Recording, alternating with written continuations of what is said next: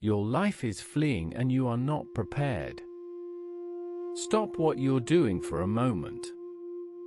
Take a deep breath. I need you to hear this. What I'm about to tell you might change the way you live your life. You are losing control, and you know it. The pace of life is accelerating, and it's slipping right through your fingers. Your days blend together in a haze of obligations, distractions, and noise. You feel like you're constantly playing catch-up, but the ball keeps moving faster and faster. Have you ever stopped to think about what's really happening here? The ancient Stoics, Taoists, and Buddhists saw this coming. They understood that the human condition is one of impermanence and flux. Heraclitus, the Greek philosopher, said, "No man ever steps in the same river twice, for it's not the same river and he's not the same man." Everything is constantly changing, including you. Your thoughts, emotions, and experiences are in a state of continuous transformation. And yet, you try to hold on, to grasp and control the uncontrollable. You resist the natural flow of life, and that's where suffering begins. Consider the story of the great Stoic, Epictetus.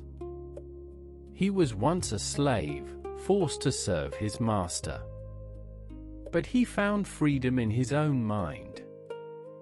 He realized that no one could take away his inner strength, his resilience, and his wisdom.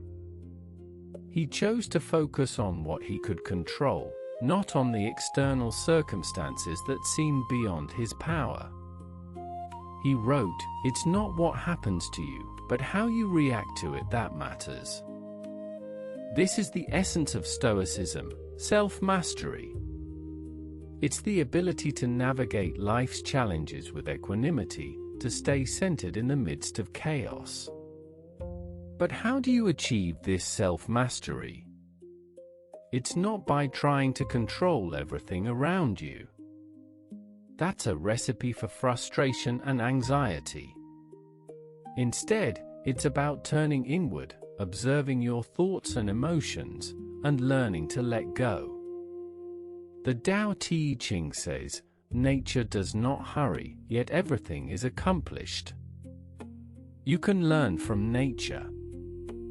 You can learn to flow like water, to adapt and yield to the circumstances of life. Now, let's bring this to modern life. You're constantly bombarded with notifications, emails, and social media updates. You're expected to be always connected, always responsive, and always productive. It's exhausting. You feel like you're drowning in a sea of information, unable to keep up. But what if you could simplify, focus on what's truly important, and let go of the rest? What if you could cultivate a sense of inner calm, a sense of purpose, and a sense of direction? Imagine you're on a hike, walking through a dense forest. You're surrounded by trees, birds, and the sound of a stream. You're not worried about your phone, your work, or your social media likes. You're fully present, fully engaged with the natural world. That's what it's like to live in the present moment. That's what it's like to be free. But it's not easy. It takes practice, discipline, and patience. You need to train your mind, like a muscle, to stay focused and calm. You need to learn to observe your thoughts without getting caught up in them.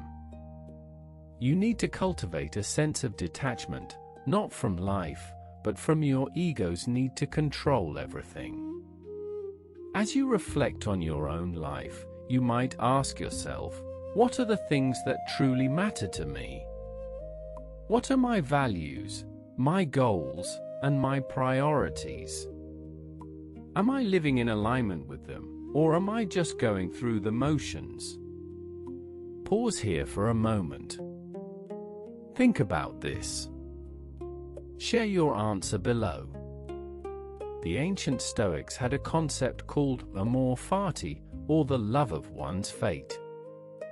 It's about embracing your life, just as it is, with all its challenges and opportunities. It's about finding a sense of acceptance, a sense of gratitude, and a sense of wonder. When you love your fate, you're no longer resisting life. You're no longer struggling against the current. You're flowing with it, like a leaf on a river. Have you experienced this yourself, that this is a desirable state of being? Or do you think it's just a pipe dream, a fantasy for the privileged few? Drop your thoughts below. I want to hear from you. I want to hear your thoughts. As you navigate the complexities of modern life, remember that self-mastery is not about achieving some kind of superhuman control. It's about being human, with all your flaws and imperfections. It's about embracing your vulnerability, your uncertainty, and your mortality. When you do, you'll find a sense of freedom, a sense of peace, and a sense of purpose. If this helped you think differently, subscribe and bring a friend. And you'd like to explore more ideas like this, consider subscribing to The Quiet Mind. I'm grateful for your presence here, and I look forward to sharing more reflections with you. Now, as we near the end of this conversation, I want to leave you with a powerful question. What would you do if you weren't afraid of failure? What would you do if you weren't held back by your doubts and fears? Keep this with you. Reflect on it. Share your answer with me. And this is the part that will stay with you. Your life is fleeing, and you are not prepared. But it's not too late. You can start now, today, to cultivate self-mastery, to find inner peace, and to live a life that's authentic and meaningful.